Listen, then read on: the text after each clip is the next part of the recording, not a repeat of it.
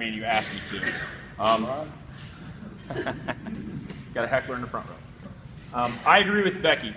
I don't care whether you're a leaseholder. I don't care whether you're pro-wind. I don't care whether you're anti-wind. I don't care if you're an elected official or you're just a regular person. Bottom line here is my role is to simply provide you with what I believe, with data, facts, and cited resources to back that up. And then it's going to have to be your decision as to figure out what you believe. I'm not here to try to convince you to agree with 100% of what I say. I'm just going to give you what I believe and all the research that I've done in my 2 years on this issue. And I can tell you that it is a very divisive issue. I'm living it right now. I've lived it for about 5 or 6 years now. We have we have the largest industrial wind zone in the state of Ohio in the northern part of my county. I live about 10 miles outside of the blueprint right now. So I've seen firsthand what this has done to our community, pitting people against people that have been friends, some even fracturing families for a long time. So that's the experience that I'm going to try to provide for you today. And then as citizens of the community that are concerned, then it's up to you to kind of follow the legal process and the legislative process that you guys have in place here in Indiana. I can tell you flat out right now, your situation is way better in Indiana than it is in Ohio, because Ohio is one of the few states that have a state setback. Our setbacks are determined by the big suits in Columbus. A lot of those people sign on to bills that know that they're never going to be affected by it. They're never going to subject their family to any of the things that they might force onto other people. And I don't like that. I think that that's wrong. I think that this issue specifically is a local issue. It should be decided by the local people that are going to feel the effects of it, whether it be positive or negative, the most. So at least in Indiana, your lawmakers are smart enough to understand that certain zoning issues like this should be decided by you and not the people that are down in Indianapolis. So that said, I've got several slides here that I'm going to take you through. It's going to touch on several different topics of what I've come to realize about industrial wind turbines. I'm just going to kind of start with my own personal story real quick. About 2 years ago, I realized from a good, close, personal family friend that my house and my property were under assault. We moved back to Ohio 8 years ago, and we built on our small 38-acre family farm right beside where I grew up my whole life. I had no idea that there were wind turbines even in the possibility 8 years ago. And then I started seeing them going up 10 miles north of my house, and I was like, wow, I was taken back. I had no idea what was going on. And I'd like to think that I'm a person that's pretty civically engaged on the local level, the state level, and the national level. So I felt like I was kind of blindsided by the Blue Creek Wind Project. Then I found out that there was another company that come in, Apex Clean Energy, and they want to blanket 7 more townships of my county with even bigger turbines than what we have in Van Wert already. So I started asking questions. And I come to find out that one of my close personal family friends is now a project manager for Apex Clean Energy in my county. So I went right to the source. I started asking them specific questions about wind energy and things of that nature. It did not take long for that conversation to turn south right away. Not on my end, on her end. I was immediately called a communist because I was trying to control my neighbor's ground. I'm not letting my neighbor do what they see fit with their land. I was told that, what's the difference between a wind turbine and a hog barn? I was told that, you know what, you only own 2 acres because I know your dad actually owns the farm, so there's nothing that you're going to be able to do because you're a 2-acre landowner. This project's coming no matter what, so you might as well just accept it. Those were the things that I was told in the first 5 minutes of this conversation of me just asking general questions about what was going on. So that day, I decided, challenge accepted. You're going to tell me that as a 2-acre landowner that I don't matter. And because your family owns thousands of acres and that you've signed up every parcel that you can, and now you're working for the wind company at $100,000 a year, you're going to tell me that I'm insignificant. Well, that stuck in my craw. I've been a competitive person my whole life, so I started fighting right then. I started finding like-minded individuals to start figuring out the dynamics of wind energy and what it can do, what it's actually capable of. So that's kind of my quick story of where I am and where I came from. Okay, and you don't have a choice. Your choice is to fight. Fight for what you believe in it. And if you believe that turbines should come, you should fight for that cause. If you believe that they should not, you should fight for that cause. It is an emotional issue.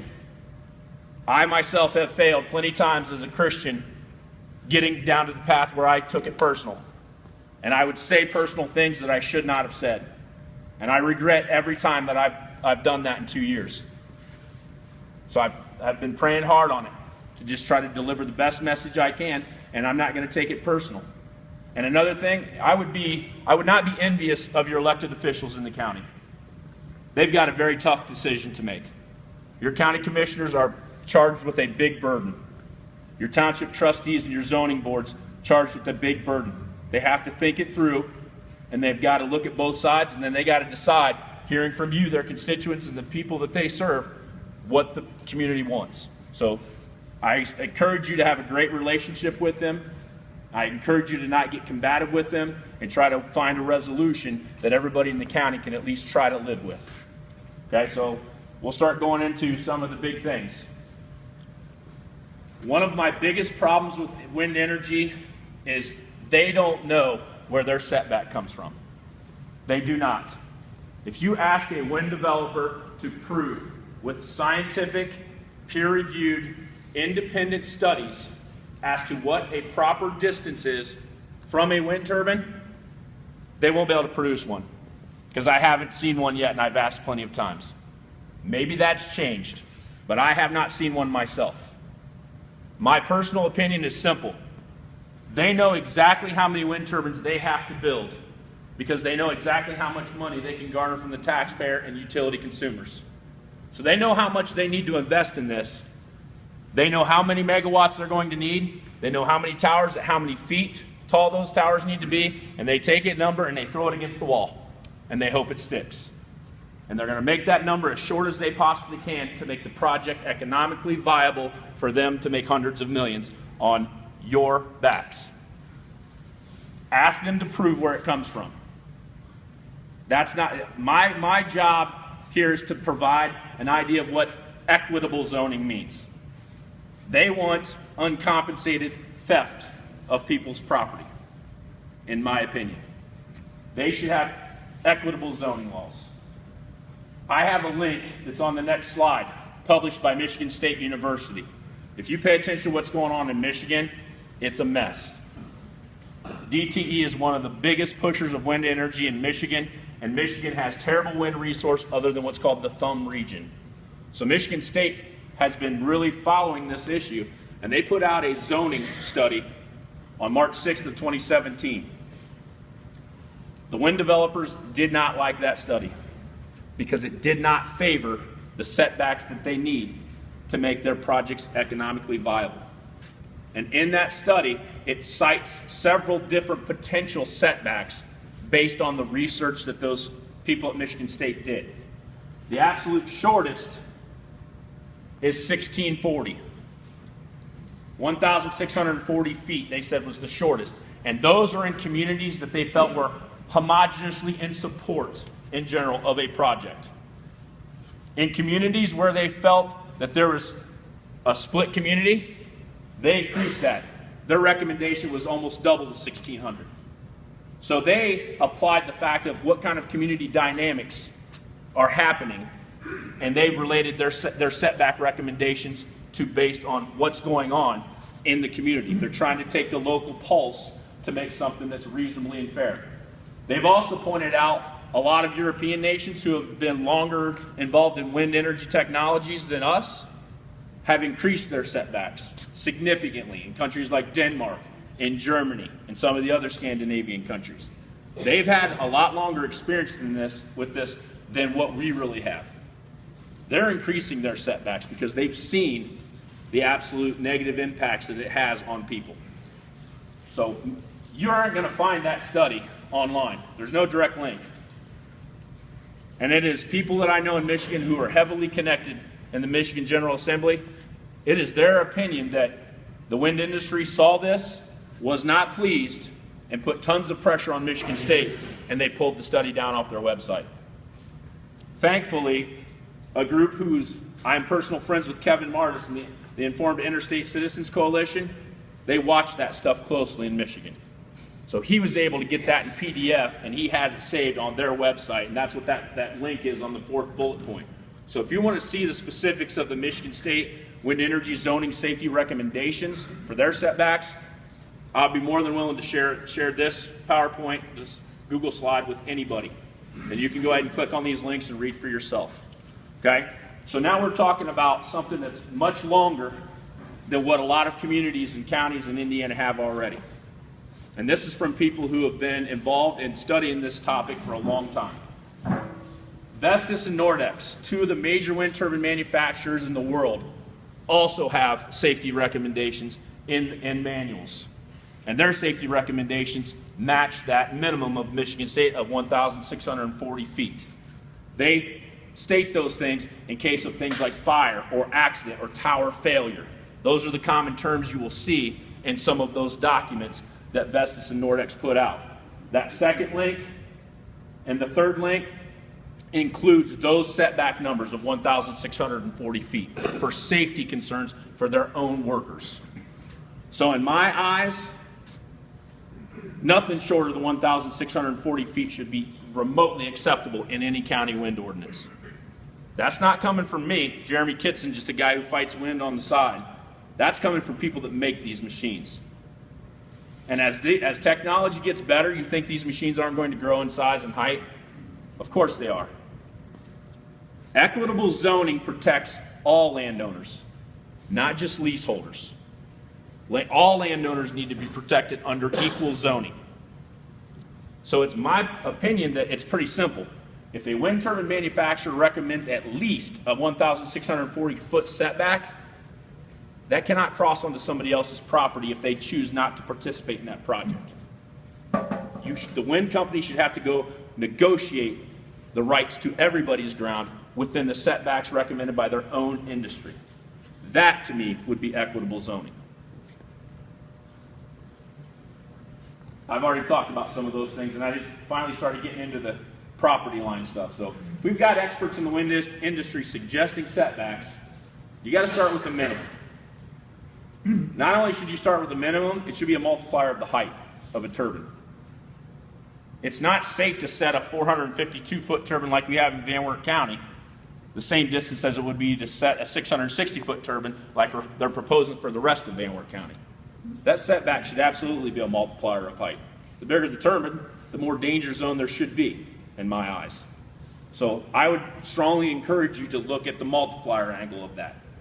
So figure out what the height of the potential turbines are going to be, apply it to the Michigan State study, apply it to what Vestas and Nordex say themselves as wind turbine manufacturers, and find a proper balance in your wind ordinance going forward. From what I read and what I was sent, what I got sent to me, your current ordinance says 1,000 feet from a property. From a house? From a house. Okay, from a house. 1,000 feet to a home. So we're talking about 640 feet closer than the shortest safety recommendation that's given out by the wind industry and people at Michigan State University. So in my eyes, that's not even remotely close to safe. That's not fair and safe, equitable zoning for your landowners. So that's just something that I think should be completely amended in the wind ordinance. Okay? Wind developers don't like this new term, trespass zoning. It was actually created by Kevin Martis in Michigan because he was a zoning man on a plan commission in Lewani County. But essentially, trespass zoning is if you're going to measure a setback to somebody's house and that safety setback extends onto their property, you're stealing their property. You're stealing their rights to their property. So when people say, well, I can do whatever I want with my land, and that's the number one thing that leaseholders I hear say, you're telling me what to do with my land. I'm going to tell you I'm going to do what I want with my land. Well, there's always been zoning laws in the United States of America. And there's always been restrictive zoning laws on what you can actually do to your land. You can't grow pot on your ground. You can't do it. You can't grow illegal drugs on your ground. So I don't understand why this would be any different. Okay? If you build a grain leg, you build a silo, you build something that's agricultural, and I would assume that the rural community here is zoned agriculturally just like it is in Van Wert County. It's not zoned industrially. But if you have to build something that's agricultural in nature and you start to encroach upon your neighboring landowners, I bet you have to go to them and get some sort of variance or get some sort of approval. I would bet there's something in your zoning ordinance that says that if I'm building something close enough to my neighbor's property line and that could encroach upon their property, I need to get permission. This shouldn't be any different. If they're going to build something that's industrial in an agriculturally zoned area, they should be negotiating with everybody. And these wind companies say they want to be good neighbors, right? We want to be a good neighbor. We want to be a good steward to the environment. We want to be a good steward for the community. Good, I agree. Negotiate with everybody then. Everybody's property has a price. For some of us, it might be more than others. If they want to truly be good stewards to the community, then they should negotiate with everybody. But the reality is they don't want to do that. They want to throw a setback as short as possible against the wall, get people that are in charge of zoning to be okay with it, and steal as much uncompensated ground for safety reasons as possible. That's my experience with wind developers. Okay, so a lot of these contracts, they have gag orders. If you're a leaseholder in here, I certainly hope you took your contract to your lawyer before you signed it. Because I have an Apex contract at home. We have our ways of getting things somehow, I guess, in my group, Citizens for Clear Skies, because we're not supposed to have that. And some of the things that I read in that contract, my jaw hit the floor. And I gave it to my buddy who's a lawyer, and I said, would you ever advise a landowner to sign this? He said, I've never seen anything so lopsided in favor of big money and stealing the rights of your own ground. I would never advise anybody to actually sign this. If you've signed, it's too late. They're not going to let you out of it. Because there's people in Van Wert that have signed, had second thoughts, went back to them and said, you know what? We've been getting this much money in lease payments. Because a lot of people over there, they're getting $10 an acre while the project's still being planned, things of that nature. And we found out now that some farmers get $7 an acre, some get $5. Just matters of what they negotiate. And it's all different amounts of money in Van Wert. I've had buddies that are farmers that regret it and say, hey, I'm going to pay you back every dime. I want this contract ripped up. One developer said, nope, you signed it. That's our easement. You're in the project. They've told them no repeatedly. So think about that if you are thinking about signing. I strongly advise you to have your lawyers look at those leases. And here's another thing that I would recommend.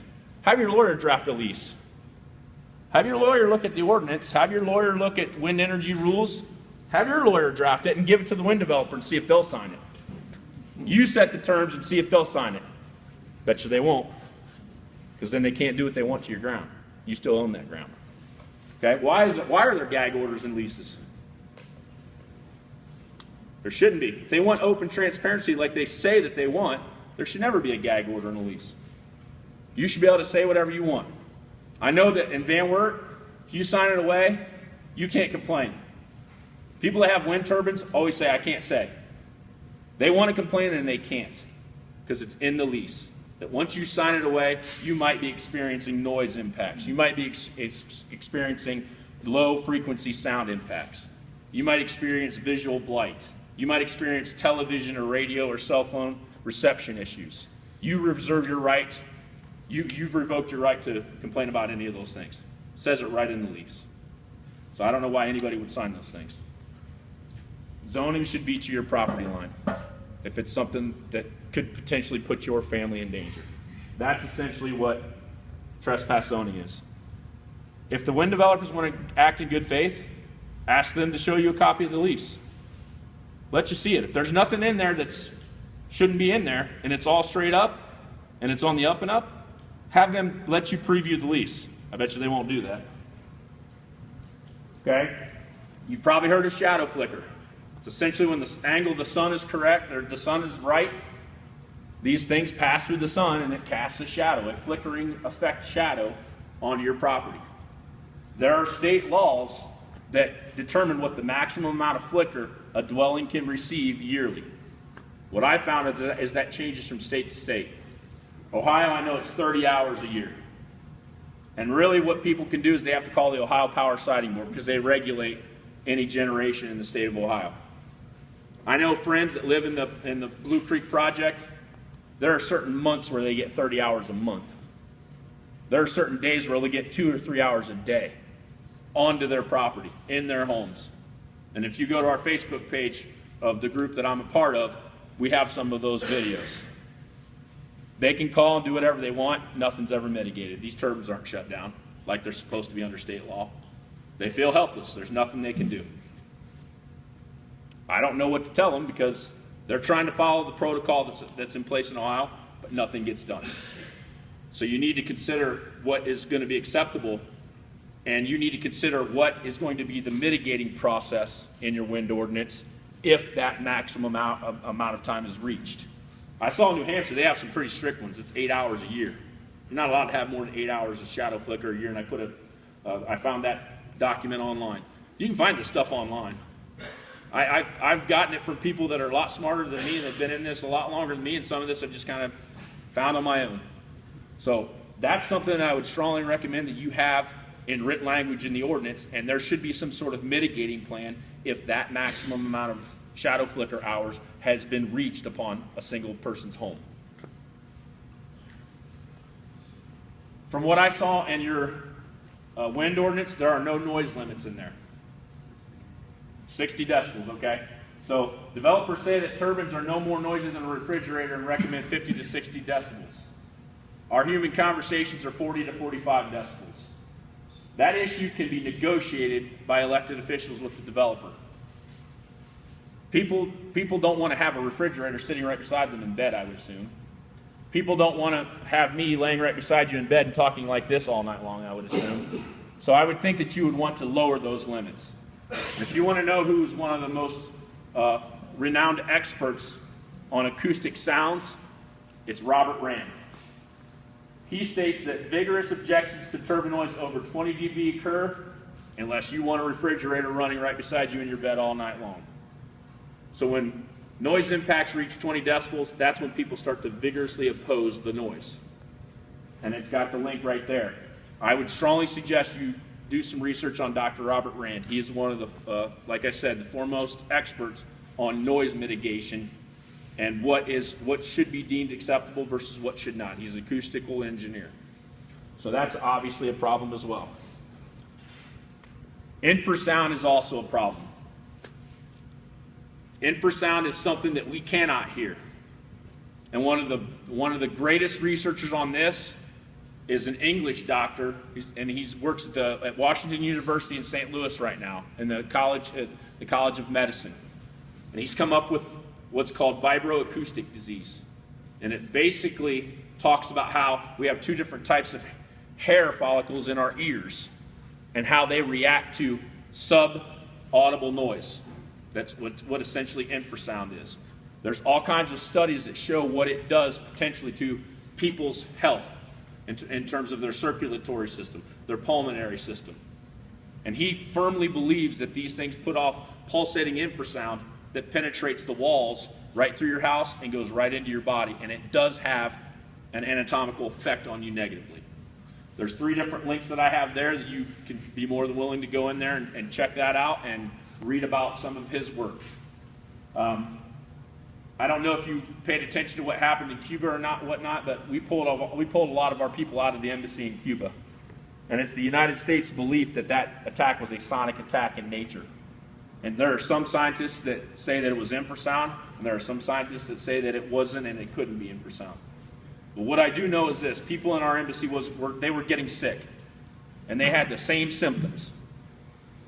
And if there are experts in the medical community and scientific people that say that infrasound can do that to you, and our people were getting sick in our embassy, that's not something that I'd want to take a risk on in my own home with my own family. So I strongly suggest that you look into the effects of infrasound. And by the way, that came from the New York Times. They're not exactly a newspaper that agrees with a lot of my philosophies in life. So my conclusion is, when developers say there is no scientific evidence that noise and infrasound affect people, that's a complete lie. I got that link right here, the second bullet point. I got it on my phone right now. I pulled it up before. 21 peer-reviewed articles on the adverse health effects of wind turbine noise. And if you just start scrolling down, there's 21 different studies there by a multitude of different scientists. You can download every one of those full studies. It's written in Steps of the Scientific Method, Abstract, Hypothesis, all of that. Right there, if you click on that link. So there's 21 peer-reviewed, scientifically independent articles right here on my phone that say that health effects that are caused by audible and inaudible infrasound are real, and it does affect people. Dr. Herbert Cousins, I don't know if you are familiar with the Shirley Wind Project in Brown County, Wisconsin. It's up by Green Bay. They only have 8 turbines in that project, and one of the medical doctors of their community there is certain that it is making people ill because they come in with the same complaints at the same time of year, weather-related events, and his diagnosis is the same. He believes that these wind turbines in the Shirley Wind Project are hurting people in his community from a medical standpoint. So I would familiarize yourself with Dr. Alex Salt's work. I would familiarize yourself with Dr. Robert Rand's work, and I would definitely familiarize yourself with Dr. Herbert Cousins' work in Brown County, Wisconsin. Ironically, I believe the health director, and she has a Chinese surname, Zhua Chang or something like that was her name.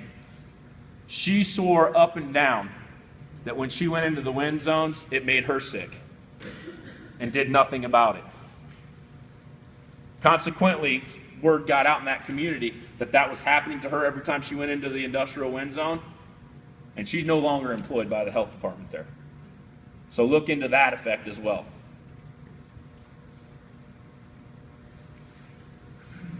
Wind developers swear that they don't hurt property values. In fact, in some cases, they think that it increases property values. And it's sneaky how I think they do that.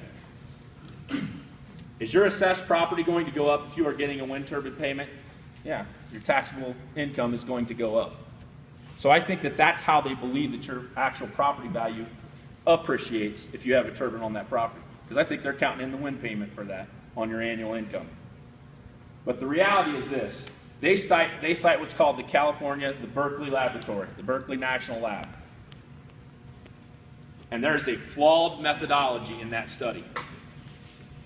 They assessed properties out to 10 miles from a turbine project.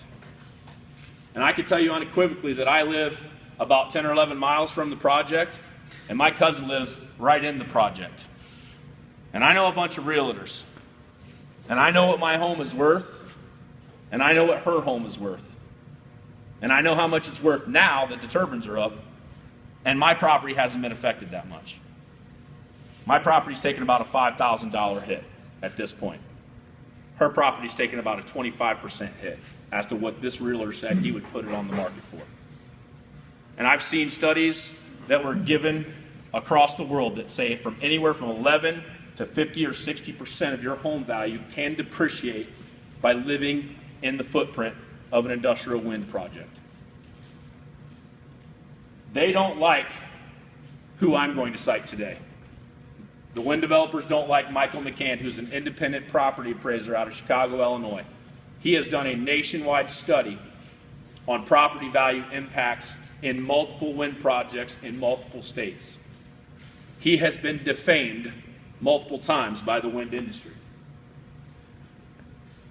He basically looked at the Berkeley Lab study and provided his own testimony on that, as did Clarkson University Professor Martin Heinzelman.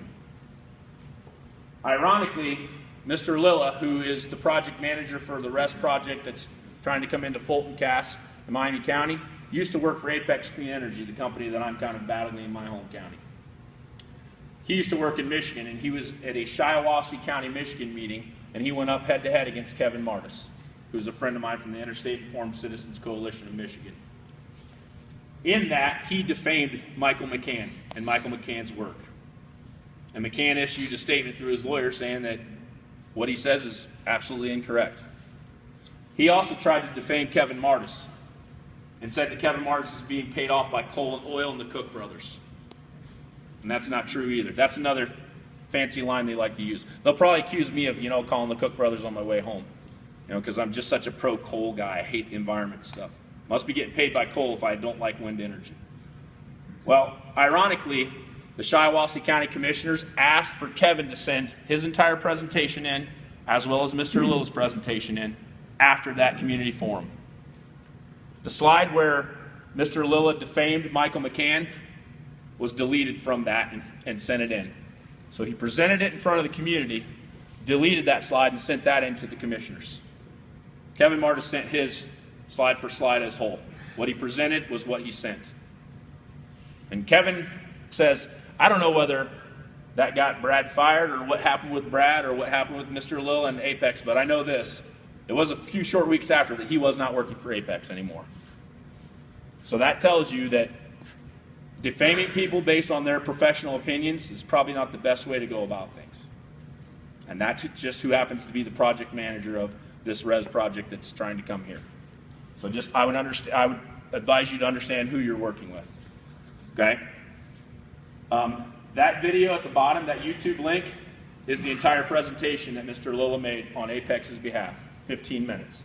Kevin Martis for 15 minutes, and then there was a question and answer period. So if you want to see him defame Kevin Martis and defame Michael McCann, all you have to do is watch that YouTube link. It's in there. There's another great study, Appraisal One Group in Wisconsin, that shows home values have depreciated 11 to 60%. I've got that document right there, and it is elaborate. There is a ton of visual aids and graphics in that, and I started reading through that, and I was like, whoa.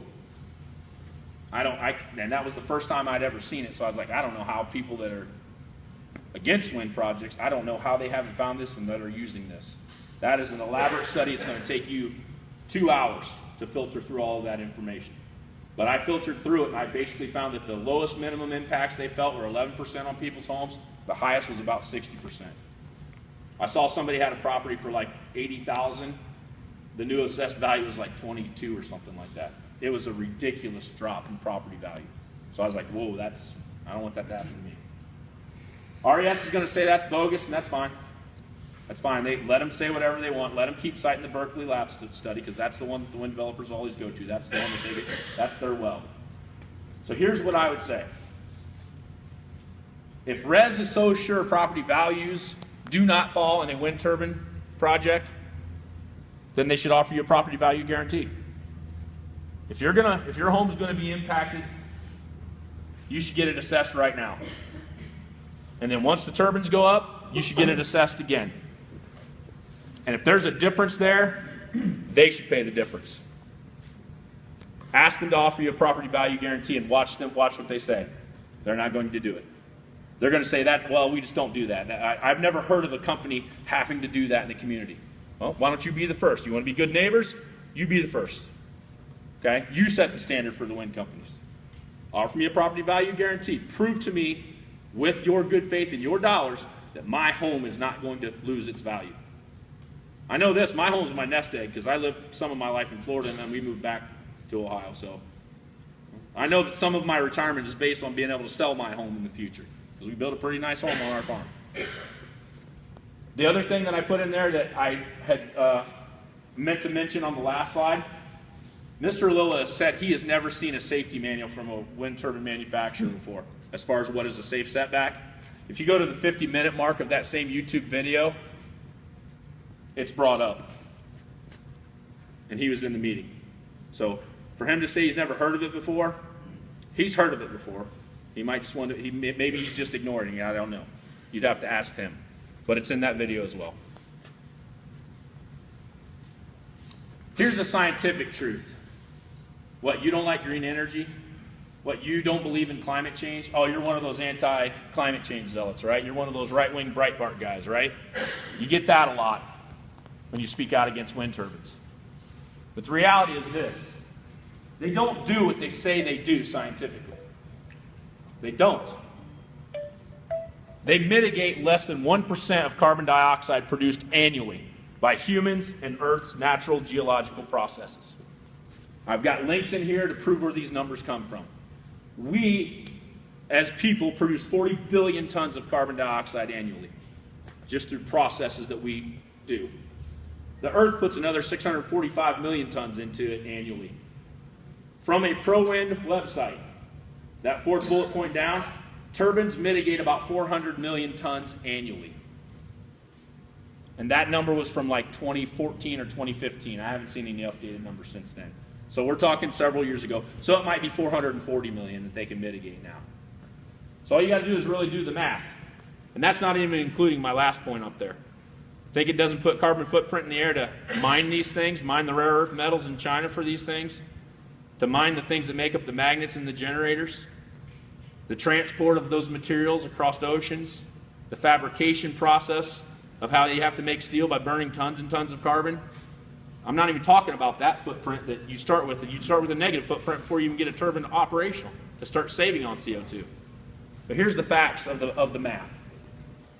40 billion that we do, 645 million of natural processes divided by their 400 million of mitigation is 0.0098. So we're talking less than 1% of global CO2 emissions can be mitigated by turbines worldwide. So are they really saving the earth? Are they really cleaning up the environment like they say? You know, I love that not clean, not green, not cheap. They're just not as clean and green as they say. They're just not. The facts in these slides prove it. Another one, if you've heard of RTOs, they're regional transmission organizations. Our national grid basically has three components to it: the generators, the transmitters, and then your distributors, your local utilities.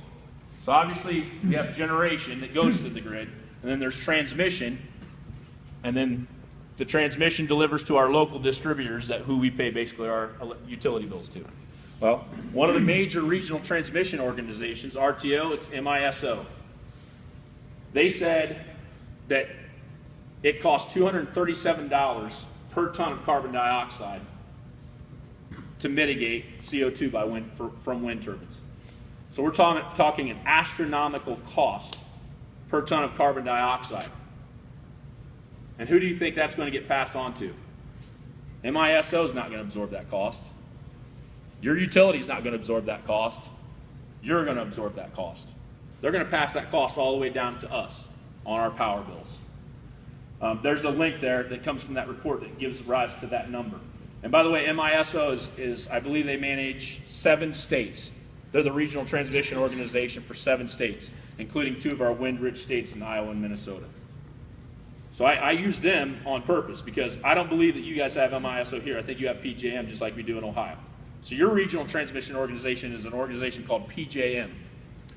And I would encourage you to get familiar with how to navigate their website, pjm.com, because you can see the on-time demand that we are using at any point in time. You can see their forecasted peak demands. And then you can actually break that megawattage down into what generators are supplying what on time.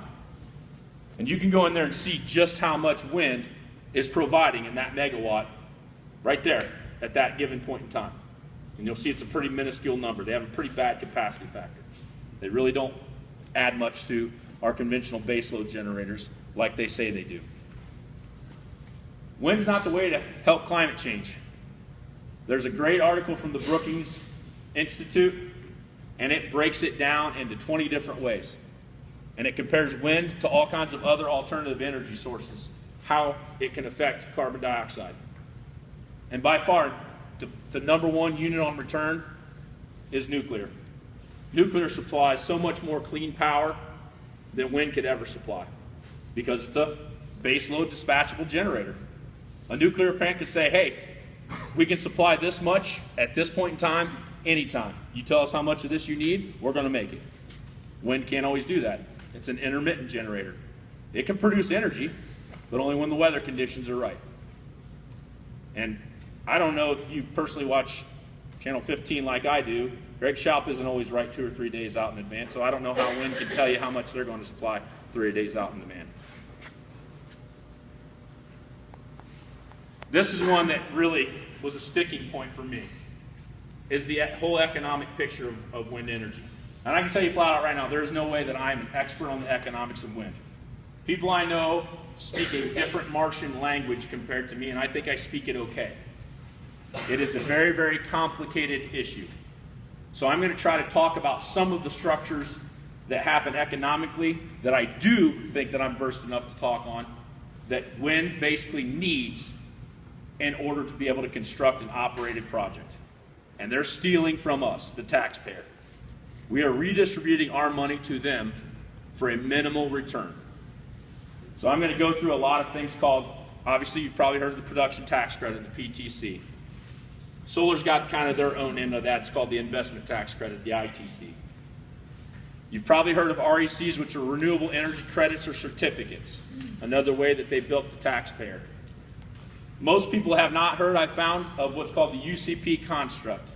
It's how they sell power in the wholesale electricity markets when peak demands are there and they have to open up and they need a large influx of megawatts on a short period of time. So it's basically a process by which generators sell electricity to the grid to meet an on-time peak demand. And it is a complete ripoff to us consumers, and wind takes advantage of it like crazy. I don't know if you've heard of imposed costs or not, but I have a slide on that, and then we'll talk about pilot at the end. So those are just 5 economic structures that in 2 years I've really poured a lot of my own personal time in to try to understand exactly how it works. And if you start figuring this stuff out, it'll make a fair-minded economics person sick, in my opinion. Because these are things that wind absolutely has to have, and they'll say that they don't need it, but they do need it. Otherwise, they wouldn't be whining to Congress right now. They wouldn't be pouring a ton of money into ripping the Senate and House budget bills, which I'll talk about those too. Okay, first the production tax credit. That's something that's been around since 1992. There have been times where it started to be phased out, and then you get a new set of politicians in there, and they ramp it right back in. It's something that is on the backs of the American taxpayers that wind developers absolutely need to have. They swear up and down that they don't need it, and they are planning to move ahead economically without the production tax credit in place because it is being phased down right now by the federal government. Right now, construction, if they can get construction underway before this year's out, if they can get the project under construction, they qualify for 80% of the production tax credit for the first 10 years of generation. After the new year, that phases down another 20% to 60%, and then it's going to phase down to 40, 20, and then all the way out. So trust me, there is a big push in Columbus, Ohio right now to get projects down to the Ohio Power Siting Board approved and quoted under construction, because they do not want to lose that 20% they're about to lose in the next month or so on the backs of the federal taxpayer. Basically how it works is it's based on the amount of energy produced. Right now we subsidize wind at 2.4 cents a kilowatt hour in the wholesale markets. On average, we pay about 9 cents a kilowatt hour nationally. So if you ever pay attention to your utility bills, pay attention for 2 rates. You probably don't have it here in Indiana because your state's smart enough not to have what's called an RPS, a Renewable Portfolio Standard. Indiana does not force your utilities and consumers to purchase renewable generation. They do in Ohio. We have a state RPS. It just increased to 3.5%. So my electric bill, 3.5% of that generation has to come from renewable resources. And I have 2 rates on my bill. My base load regular dispatchable generating rate is 7.5 cents a kilowatt hour. My renewables is 9.5 cents a kilowatt hour. So when they say wind is cheap compared to other conventional technologies, my electric bill proves that it's not. It's 2 cents more expensive. Luckily, I don't live in an area where I have to pay one of our bigwig Buckeye Power or Ohio Power and Light, Dayton Power and Light. I don't have to pay them. I'm part of an electric co-op because I live in an unincorporated region. So I actually, since I'm a shareholder in my local utility, my co-op, I called them and I said, I don't want that on my bill. I'm part owner in this company. You take that stuff off my bill. I don't want it. And they took it off my bill. So now I pay flat 7.5 cents. But that is scheduled to increase in Ohio up to 12.5% by 2027. So I can't imagine what our electric bills are going to be unless that goes away. There are currently, I believe, 22 states that have a firm renewable portfolio standard, where the government, the state government, is telling you as a utility consumer that you have to buy something. Well, I equivalent that to Obamacare. That's the federal government telling us we have to buy something. Now the state's telling us we have to buy more expensive electricity. That's just wrong. That should be repealed in every state. If people want to purchase renewables, let them purchase it. Let it be a free market decision. Let them choose to purchase that on their own. You guys have goals in Indiana. You don't have standards.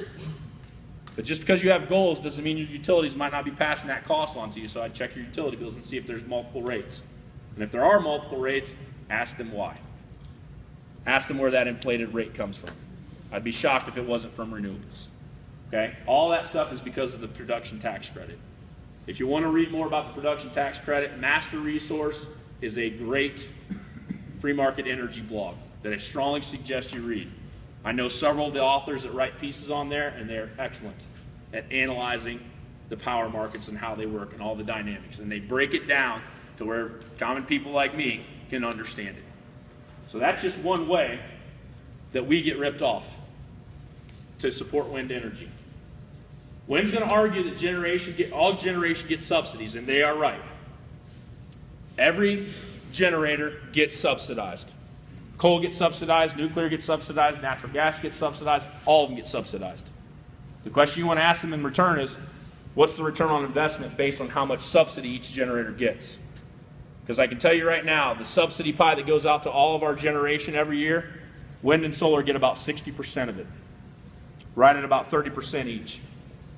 Whereas nuclear, coal, and some of our natural gas technologies get down in the single digits of percentage of that subsidy pie. So what's the return on investment? Who's going to supply the most reliable, affordable power to all the utility consumers in the country? It's not intermittent generators like wind and solar. It's baseload dispatchable generators like coal, like nuclear, like natural gas. In fact, the project that we have in Van Wert, Ohio, it's a 300 megawatt project. You could fit a 300 megawatt combined cycle gas turbine right in this building right here that would supply the same exact power than the 152 turbines could produce if the wind was blowing in perfect conditions, generating a maximum output of their nameplate capacity.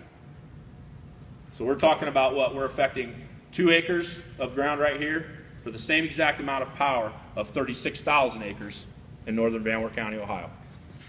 So ask them what the return on investment is. How much energy can you produce based on how much the American taxpayer is subsidizing you? Those numbers are so overly inflated for wind and solar that it is a ripoff to us taxpayers.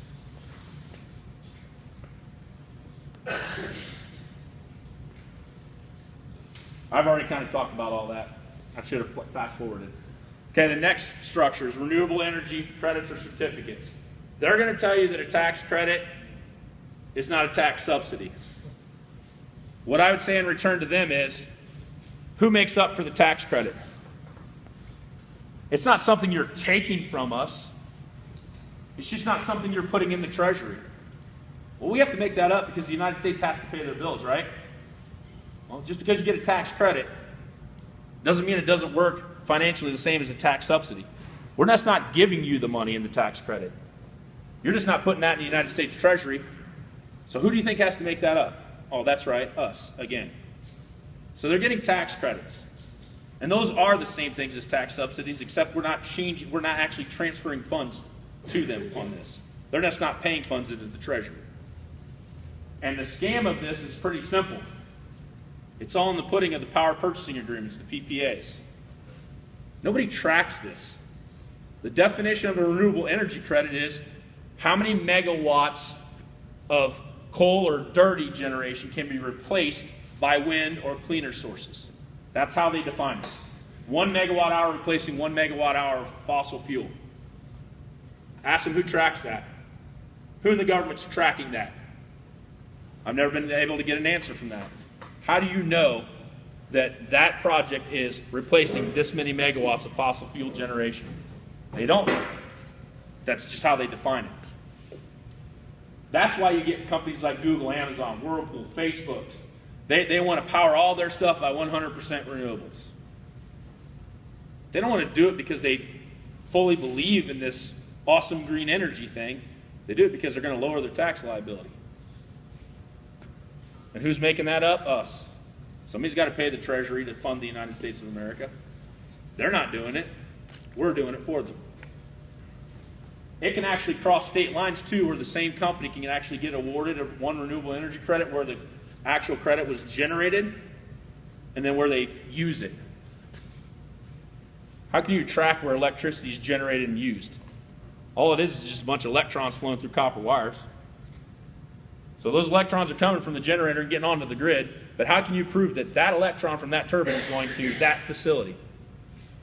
It just doesn't make, the physics doesn't make sense. You can't track it. So it's another scam on the backs of the taxpayers. It's not a subsidy, it's a credit. Same difference in my opinion. It's something that's not put in the United States Treasury. This one's my favorite.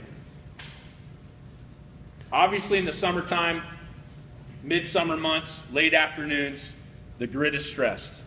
You probably get those updates from your utility provider. Hey, we're experiencing high peak demand right now. Do what you can to kind of help save on generation.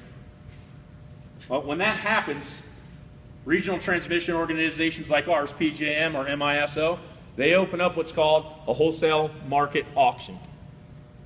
So they know exactly what's being generated right now on time, and they project what's going to be generated at that peak demand in the short future.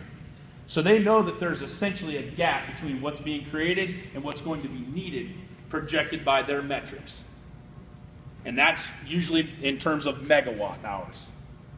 So they open up an auction to all generators that connect to their specific interconnections, whether that be PJM, MISO. Texas has their own actual regional transmission organization. And here's how it works. Because wind gets the production tax credit, because wind gets renewable energy credits and things of that nature, they can basically bid a certain amount of megawattage to meet that demand, to close that gap. And because they get so many other funded structures on the backs of the taxpayers, they can bid negative and guarantee themselves to get into the auction. So essentially all these utilities, or all these generators, start bidding in until that peak demand is met.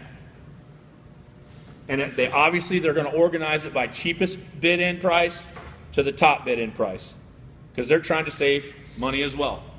Because they got to buy the generation, so they don't want to buy it for an exorbitantly high cost. But once that peak generation is met, the last bid in, every generator's paid that amount. So wind can technically bid in at negative values and get paid $30 a kilowatt hour. I'm sorry, $30 a megawatt hour. So you can bid in at negative $10 as in, hey, I'm just going to pay you to take our, because they can guarantee that they're going to be in the flux of providing that demand difference and get paid top dollar coming out of it. That's the uniform clearing price construct of wholesale market energy auction designs. Now the wind people are going to say, well, what do you want, pay as bid? No, we don't want pay as bid. Pay as bid is more expensive than actual UCP is. But what you say back to them is, that's a dinosaur way to sell power. The UCP was created without renewable generation in mind. The UCP was created when there was only baseload conventional power that was being generated. It does not account for intermittent technologies that are sometimes there and sometimes are not. So what is the answer? I don't know that. I don't know what the answer is. I know that the UCP is outdated. I know that. And I know that wind uses it to guarantee themselves a part of that auction to meet those megawatts, and they get paid top dollar back. So they can underbid everybody to guarantee that they're in and get paid top dollar for the last bid in that meets that demand. And tell me that is not a scam. That's unbelievable to me. When I started researching that, I wanted to just throw up. It made me sick. That is cost that's going to get passed on to us as well. Okay, imposed cost. Talk to your legislators about what the market rules are for utilities.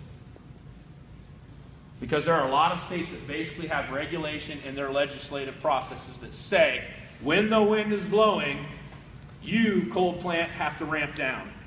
You, gas plant, you shut off. You, nuclear, shut the boiler down. Your output is not needed right now. Well, if you know anything about generation, Those plants aren't designed to do that. That adds cost to them producing their generation. Who do you think that gets passed on to? Not them. They're going to find a way to pass that on to us. That's another unfair structure that wind counts on, is they impose cost to force conventional technologies to ramp down in periods where the wind is blowing or the sun is shining to meet the demands of the grid at that point in time. And that fluctuation in dispatchable power imposes costs on them because those plants are not designed to ramp down, ramp up, ramp down, ramp up.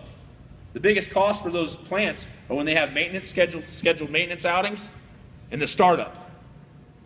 Once a nuclear plant gets refueled, the startup is the biggest cost on that specific nuclear generator. So now imposed costs are making these people, these plants and these technologies do these things on purpose, and that cost is going to get passed on to us. So I don't like that either. That's a structure that makes me crazy. You also probably want to look into what's called LCOE, levelized cost of electricity.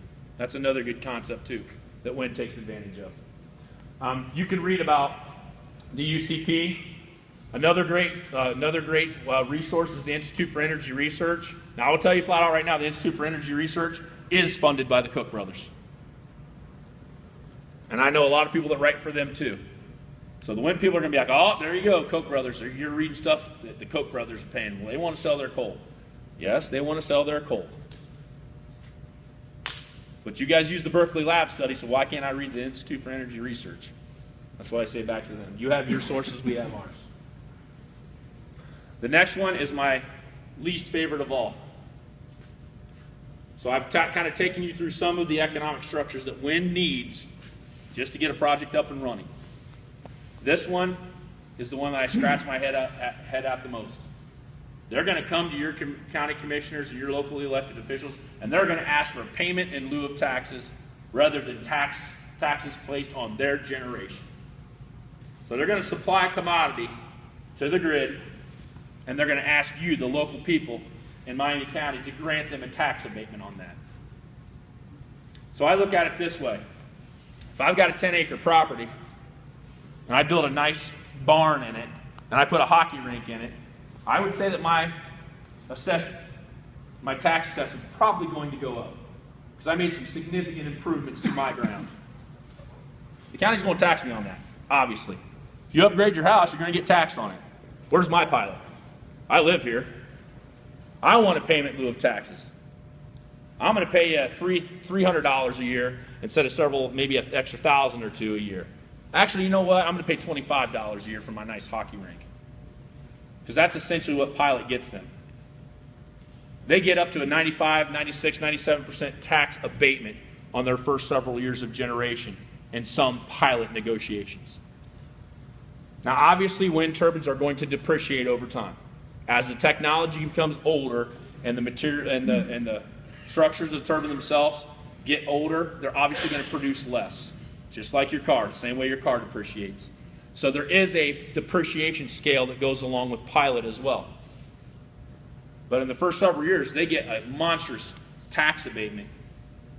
And that's what they say is your local economic opportunity. This is a fantastic economic opportunity for Miami County. A pilot is the fantastic opportunity. They're going to give you $2 million a year, and they're going to pocket hundreds of millions of dollars a year because your elected officials let it happen. I did the research on our project in Van Wert. They've given our county $2.1 to $2.7 million in that range because it's based on generation. The more they generate, the more the pilot payment increases. So I'd ask them to prove, okay, you're giving us $2.7 million. I'll use the top end number. You're giving us $2.7 million in our county coffers. How much are you guys pocketing off of our county? You got turbines on our ground. How much are you making, and you're giving us $2.7 million? And I started figuring out what the actual negotiations were, because that's public knowledge. They were getting 96% tax abatement. We were getting $2.7 million. Ramp that up 96, 97%. That's what they were pocketing on that project. That is an absolute disgrace to the people that live in the community where they build a wind project. The positive is that's negotiable. Your commissioners have the power to set up that agreement. If this project happens, I hope they set it up in your favor. Because I'd rather see, if I have to look at 152 turbines in Van Wert County, I'd rather see our community getting $50 million a year, not $2.7 million a year. So that's what we should be getting. If they were taxed like me, the normal Van Wert County landowner, I don't get a pilot if I upgrade my ground. Why do they? They're putting turbines on our ground. They shouldn't get that tax abatement. Otherwise, why aren't the people getting the tax abatement? They have to live here. So that's a good one. That's negotiable. You definitely want to have your commissioners negotiate that. Right now, there are petitions out there that if you do not want wind turbines, you want to sign petitions. 2 specific provisions. You want the PTC phase out to continue, scaling down 20% a year until it goes away. That's the first subsidy that I talked about. Right now it's at 80% for under construction. That goes down to 60% for projects under construction in 2018, then down to 40, then down to 20, then out. But the one that they're really freaking out about is what's called the BEAT provision. The BEAT provision is called the Base Erosion Anti-Abuse Tax. Essentially, wind developers have been able to figure out how to lower their tax liability even more by getting foreign investors to help provide the capital to build these wind projects. Anywhere from 50 to 60% of the capital cost of new wind turbine projects in this country are financed by foreign entities. And there's something that the Senate has come up with called the Base Erosion Anti-Abuse Tax that's intended to disincent businesses with foreign affiliates, foreign investors, from parking their taxable income offshore while shipping foreign expenses here, lowering their tax liability. And that link at the bottom talks about the phase out of the PTC and how that will affect us, and the BEAT provision and how that affects us. So what I've said to people who have argued with me for 2 years about how wind is becoming cheaper, wind is cheaper, wind's cheaper, wind's going to be cheaper than coal. I'm like, no, it's not. It's never going to be cheaper than coal because it can't be there when we need it the most. And if you were right, then why is the American Wind Energy Association and 20 different other lobbying groups throwing billions of dollars at senators and House members in Washington, D.C., crying about the BEAT provision and the PTC phase out? If you're so cheap and you're so affordable and you're so reliable, then why this huge push to get these things removed from the budget bill coming out of the House and the Senate? Because they know it's not affordable. They know they cannot survive without it. If this BEAT provision goes through, they're going to be hurting for money. Because now they cannot take their capital and ship it out and get tax shelters and allow foreign investors to come in and lower their own U.S. tax liability. That's going to cut 50 to 60% of their capital out. They got to figure it out elsewhere and pay taxes on it. That would be good for us citizens. So those are 2 things you definitely want to start paying attention to. Here's some other things. Your road management use agreement, the RUMA agreement. Your commissioners are in control of that. How much are the wind developers going to kick in to help repair roads or maintain roads during the operation of their project? You guys live in a farming community, so I know you know what farm machinery does to roads. Same thing it does to roads where I live. You got to constantly patch roads. That's the way that people make their livelihood. Farmers make their livelihood by using large pieces of equipment across the roads all the time. Well, a John Deere tractor or a combine is not even remotely close to the type of construction equipment that these wind developers need to build and maintain their projects.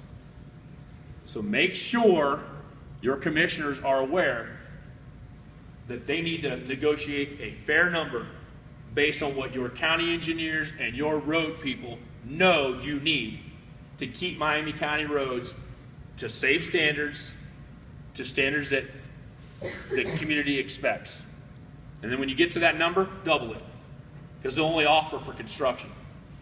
They'll try to dupe you into saying, we're going to offer this much for construction, but they don't talk about, what if those turbines have to come out? They're going to come out the same exact roads that they went in on. Better double that amount and make sure that they have a part of your RUMA agreement decommissioning as well. That's another card your commissioners completely hold. Your commissioners hold the pilot card, your commissioners hold the RUMA card. Make sure they're negotiating a proper compensation for use of your roads. As a matter of fact, there's a wind turbine project that's being built. The county north of me, Paulding County, Ohio, they love them. There's got to be 500 or 600 turbines up there. I haven't even counted. There's like 3 projects and another one being built right now. They're in an alternative energy zone. Developers just flock there because they get automatic pilot. Those county commissioners have rescinded their power to negotiate the tax structure. So when developers just go there and they just build and build and build. Well, they were offloading turbine parts by rail in our county. And they were driving across our county roads and building them in the county north of us. When our county engineer and our county commissioners got wind of that, they weren't happy. Because 2 of our people in Citizens for Clear Skies lives right across from the rail yard where it was happening. So they immediately made phone calls to the county commissioner's office. Our local law enforcement went and shut that down until they paid us $350,000. And guess what the wind developer did? Cried and complained and moaned for a day or two, and then they went like this and handed it right to us. Those are things you can control as a local community. Fair decommissioning plan. Estimates are it costs $500,000 to $700,000 to decommission a turbine. We're talking things that are 16, 17 feet in diameter around the base, made of steel, hundreds of feet in the air. How thick is that steel? And the wind developer's like, well, you're going to get that back. You know, we can recycle all that stuff. How much does it cost to actually cut that down enough to actually get it into a recycling facility? That's a question that I'd ask somebody that's a steel fabricator in here. You have to cut those things down quite a bit to remotely even get them into a foundry. So make sure that your decommissioning plan is fair. Ours is $5,000 a turbine. It's a joke. You know what I said? I was like, can we even get a crane on site for $5,000? The crane's going to drive there, and then the crane's going to be like, okay, where's our, okay. The juice is still running, dude. We're out. We're at $5,000 right now. Now, the good thing is they've built in a structure where they can renegotiate that every 7 years. So we're coming up on year 7, and I hope that our commissioners are going to be smarter than our old ones that negotiated $5,000 a turbine. I think that the company that runs our project, Avangrid, they're about to get smacked in the face with a big-time decommissioning bond. Now, here's another thing. Is the decommissioning going to be a bond? Because it's a bond, guess what? They can sell that bond off to somebody else. If they sell that project, if RES builds and they sell that project to somebody else, make sure the decommissioning agreement is transferred onto the next company. Don't make it to be a bond where they can just walk away and then the next company's like, there's no bond for us. What are you talking about? Make sure those things are included in your plan. How about a complaint resolution system? When they are not meeting their project specs, what is going to be given to the citizens in terms of power to mitigate the negatives? When they violate the wind ordinance, what are the exact steps that you can take as a citizen to get the problem settled in a fair and easy manner? There needs to be some sort of complaint resolution. These are all things you guys, your elected officials, hold the cards to. Make sure it's something that the citizens are satisfied with. I'm almost done. Last couple of slides are just great resources of different groups that have a lot of information about wind turbines. I've already mentioned the Interstate Informed Citizens Coalition. I'm telling you right now, Kevin Martis is probably the smartest person on the planet that knows a lot about wind projects. And he is a very open and honest man, and he would probably message you right back in 2 seconds if you had a question. Master Resource is another great one. It's a free market energy blog. Get online and read Master Resource as much as possible. I don't know if you've ever heard of Dr. John Draws. He's a physicist, understands a lot about grid physics, grid dynamics, electrical engineering. He's got what's called the Alliance for Wise Energy Decisions. I get a a weekly email or a monthly email from him with new news on it. A lot of good stuff in there. So I would definitely read that. The Institute for Energy Research, again, funded by the Koch brothers, but they know a lot about grid dynamics and energy dynamics as well. And then the rest of those are just Facebook pages. Our group, Citizens for Clear Skies in Van Wert, Ohio. The Coalition for Rural Property Rights, that's Jana Swanson out in Iowa, northern Iowa. She's got great resources. Save Our Skyline is Dawn Davis, a pharmacist over in Spencerville, Ohio. She's got good stuff. Save Our Shores are some people that I know up in the Buffalo, Niagara Falls area in New York that's fighting an Apex Lighthouse Wind Project. They got good stuff up there too. Preserve the Sandhills in Nebraska, Ocotillo Wind Destruction, and Eastern California off the coast. So those are just some good Facebook pages if you want to get access to really good information to argue. Final thoughts. Wind doesn't care about wind resource. They don't care whether this region's windy or not. They care about money. They care about coming in and finding a community that might be down on its luck, that could use an economic infusion, that has the weakest wind setbacks and wind ordinance in the state of Indiana. That's why they're here. They're here because they know that they can make a boatload of money by being able to build and site turbines 1,000 feet from your house. That's why they're here. If you don't believe me, there's a link right there. That's the National Renewable Energy Laboratory Wind Resource Map for the United States of America. Find Miami County on there and see how windy Miami County is compared to other parts of the United States. I promise you it's not real windy. We might think it's windy out here because we're kind of in the plain states. It's pretty windy at my house too. But even northern Ohio, not even close to a good wind resource region. And that's people that like wind energy, National Renewable Energy Laboratory. Like I said, they find communities that have weak ordinances or weak setbacks they can completely take advantage of, and that's where they go invade. They love finding absentee landlords too. People that do not live in Miami County, they're going to go to them and sign up their ground right away. Out of the Apex Long Prairie project that I'm fighting right now, 48% of the leaseholders do not live on the parcel they leased. 27% of them don't even live in Van Wert County. 2 people live in Saudi Arabia. Why would they care what happens to Jeremy Kitson on Harrison Center Road? They don't. Just give me my 10 grand a year in wind payments, man. That's great. So I would pay attention to those types of things. Wind companies make false promises, and they promise economic opportunity. That's all they'll say. The economic benefits. You're passing on a great economic opportunity. Ask them what the overall net is. What is the return on investment for your citizens compared to the return on investment that you're getting for your company? It is completely lopsided in the wind developers' favor. I promise you that. They only look at it from an economic standpoint. They don't look at it from a social standpoint. What's it doing to the community? They don't look at it from a morality standpoint. What are you doing to the national debt? Saddling our kids' backs to bigger debt than we are already in. We're already ready to default. They don't care about things like that. The social fabric of Van Wert County is destroyed. It'll never be repaired. There are people that I used to be close with that I don't even want to talk to ever again. I ignore them when I see them. I walk right by them during trick or treat. They won't look at me, I won't look at them. There are 2 farmers that are in our group. Their brother signed up his ground. They don't even talk anymore. Destroyed a family. 3 brothers. 2 of them hate one and one hates the other 2.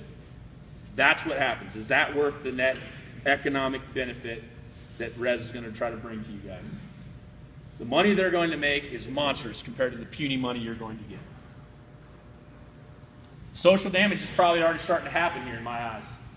I've seen it in Fulton County already. I've seen how the Union people come in from South Bend and tried to kind of astroturf and bully the citizens that didn't want wind projects. They were by far in the minority there. So the social destruction is probably already starting to take its toll. It's up to you to stop it if you don't want it to go any further. I've never encountered a single person that was pro-wind, educated themselves, and stayed pro-wind. I know several people that started pro-wind, started having an honest conversation and dialogue, did some research for themselves, and said, wow, boy was I duped. Similarly, the opposite. I've never found anybody that started out didn't want wind turbines ever decide that, you know what? After I've done my research, I'm good with that. I think it's good. I've never found anybody that's done that either. So my advice is to educate yourselves. When they provide studies or links or facts, look who's providing those facts, links, and studies. Look who the authors are. They're largely wind lobbyists. Rez brought in some doctor of environmental health from Ontario or some Canadian guy. He's got links to Saskatchewan, Ontario, all kinds of stuff. Ends up that this guy's basically a professional paid lobbyist. So I wonder how much Rez paid him to come to Fulton County and speak that night at the Fulton Community Center. Because he came in there and tried to say there is no health effects linked to wind turbines. Well, I just proved to you there's 21 peer-reviewed articles that are. And I didn't go digging for what that guy's background was. Some of the people in Fulton did. And then I saw it and I was like, wow, good work. Because that's par for the course. They bring in professional lobbyists. And they have to pay them a significant amount of money. I drove 2 hours. I don't expect to be paid at all. I don't even care. I'm here because I don't want it to happen to your community like it happened to mine. How much does it cost a good doctor to come down from Ontario? By the way, they're fighting hugely in Ontario right now. Their electric rates are up 50 and 60%. People hate wind turbines in Ontario now. That's where that guy came from. You're going to be attacked personally.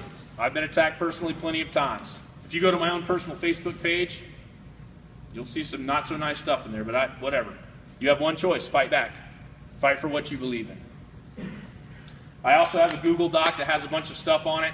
Like I said, you know, I connected to Lynn and I connected to Kirby, so I've gotten to know them pretty well. Becky, I've gotten to know her pretty well.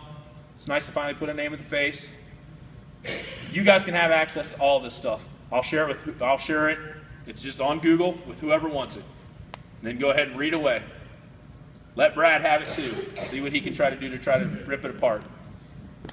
But that's what I can provide for you. That's my experience with what I've learned in 2 years of trying to research wind turbines.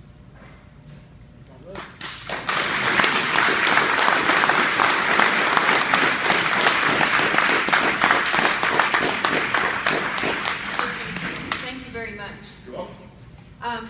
Next up is Kirby Lane, Miami County resident and one of the 4 members of the group putting this on. Hey everybody, thanks for coming.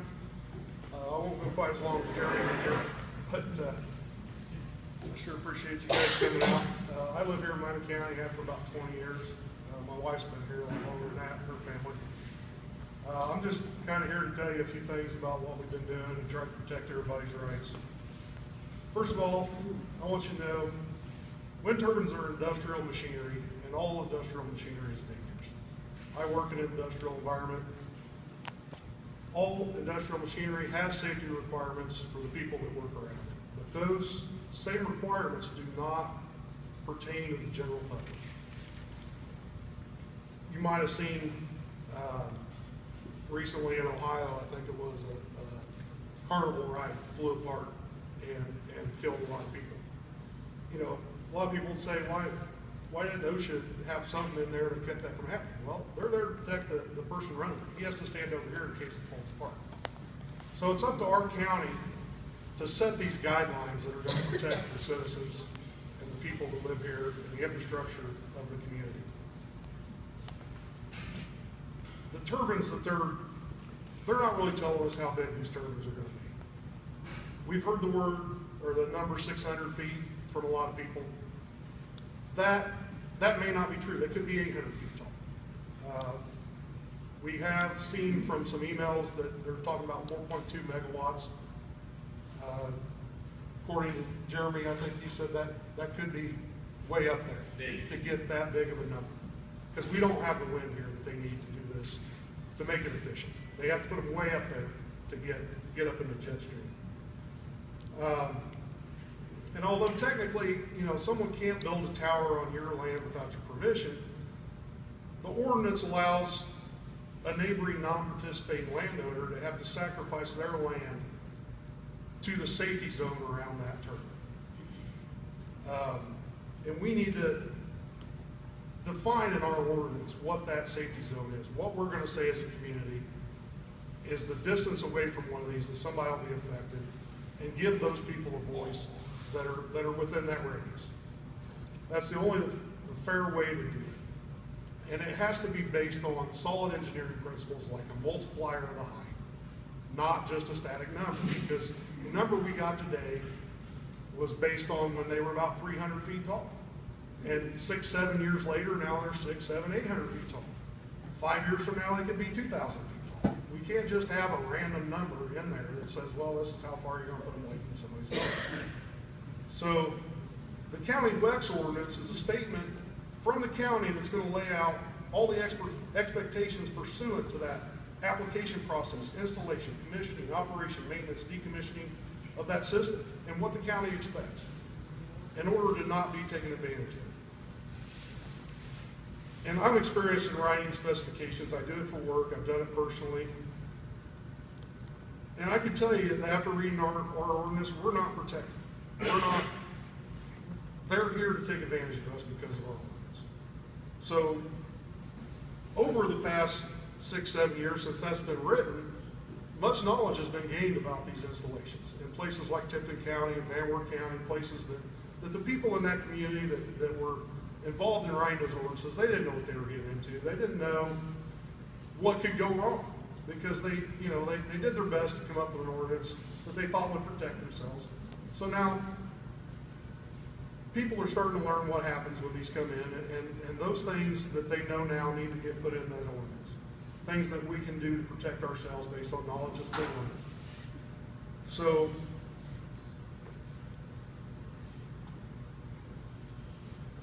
we don't have to have turbines in this county.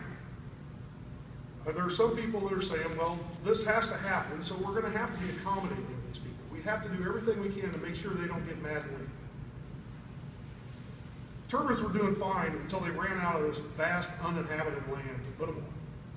Tipton County was one of the first areas in the country that tried putting them in a residential area. And if any of you read in the paper the letter of the editor from the former commissioner, or talked to the people down there, it's torn that community apart. They've stopped the further expansion of it. It hasn't been this great thing that they thought it would be. And when you put it around other people's homes that are not involved in it, then bad stuff's going to happen. So if you look at Tipton County, they have a housing density of about 26.9 houses per square mile. That's a little over half what Miami County's density is. We're a little over 40 houses per square mile. So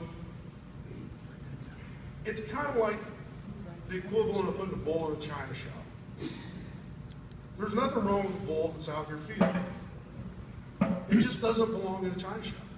So our county government with its ordinance is telling you that you as the china shop owners, that having a bull in there is going to make some people some money. But you can probably think that, that's probably not going to be a good idea. So no amount of money is going to repair the damage to your shop after those come in. Industrial wind turbines simply don't belong in a densely populated area, especially without the permission of the people that are going to be affected by it. So RES is here because of tax credits that are applied to new construction. There will never be a justification for them to repair or replace dilapidated units in existing installations. That is why they're only interested in greenfield projects. That is why they're invading our community. They're only here because there's literally nowhere else for them to go. Because our regulations are so little to protect Miami County, this is a last-ditch effort for them to grab a hold of the tax credits that Jeremy was telling us about. So, another thing from James Garner, he was the union members that he spoke about that came down to bully the people in Fulton County. On his page, he put a post up that stated that this would be the second largest wind farm installation in the country. I mean, just think about that. That's going all in here at the end to get everything they can before these credits go away. So what are we doing as a community to try to help? Well, for the most part, we're trying to inform people. We're here today bringing people together to help you understand what's coming, because as Becky pointed out, the less you know about wind energy, the more you're going to like it. So overall, we have 35,000 people in Miami County, and we have no real way to communicate with them. Very few are on social media, very few take the paper. The ordinance applies to the entire county. Now, you can look at the project map that they put and say, oh, it's just gonna be those people up in the northern part of the county. Well, once that ordinance is in place and they start building, they can pretty much go anywhere they can get away with. So, just so you know, if you could get out there, tell your neighbors that, they need to be involved in this, people that might not be getting the communications. We have a second community meeting coming up on Monday the 18th at 6 p.m. at Braver's Country Store for the people, maybe people that couldn't come to this one. Jeremy's not going to be there to speak to us, but we'll do our best to try to pass the information along that was given here today. We're scheduled to go before the Planning Commission on Wednesday the 13th at 7:30. We're going to ask that they immediately rescind the current ordinance, place a moratorium on any WEX applications so that the new ordinance could be crafted to today's standards. We're really hoping that they'll listen to us. I don't see any reason why they wouldn't want to. We're very vulnerable right now. So to that end, I personally crafted a completely new ordinance for this county. It goes into extensive detail to protect the community. It's a good ordinance. Its purpose is to protect us, not to stop the project. The only reason it could stop the project is that the project cannot be accomplished without harming the county, its infrastructure, or its citizens. I mean, I asked Larry West at the commissioners meeting if this project could go through if we didn't steal people's land, and he said probably not. So there's an issue. The only way they fit, and like he said, they don't want to negotiate with your neighbors that are going to be sacrificing. They just want to get that one guy, get it up, and move on. They're going to move out of here. So I'm going to be sending that to them probably Monday, give them a little heads up on it. Every line in that new ordinance is there for a reason. It's there to protect the interests of this community. I ask that you contact your commissioners, your planning commission yourself. Tell them that anything removed or reduced from that ordinance represents a conscious decision to put the rights of this foreign developer ahead of the people of this county. This upcoming Tuesday night, North Miami School Board is going to be giving a presentation from our Economic Development Authority, as well as the people in Cass County are coming, and I think RES is supposed to be there. They're going to sell them on this, give them all the sales pitches. If you can go to that, hear what they have to say, that'd be great. We need a strong presence there. We have a petition created online, and also one back here you can sign offline. It's asking for 2,640-foot setbacks from the property line, or 4 times the height of a turn. Wabash County currently has 2,640 in their ordinance. They're going back to open that up and push it back to, 3,960, which is 3/4 of a mile. They're really trying to make sure that their community is protected. This is probably due to when they learned of the dizzying heights that these things have grown to. If you'd like to take a petition to help gather signatures, you can see the lady at the table back here. You can sign for one, take it with you, take it to your work, take it to church, whatever. Help us get some signatures on that. We have purchased a lot of signs we're giving out to the community. We have them here today if you need them. Those things do cost money, so if you want to pitch in and help, that'd be great. We've retained an attorney in Warsaw, Stephen Snyder, Morgan, Federoff, Cooch May, LLP.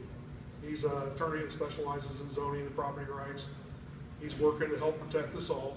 And if anyone here would like to help pay for those legal expenses, we'd really appreciate it. There's a Facebook page called Miami County Indiana Property Rights where we try to keep the public up to date on what's going on.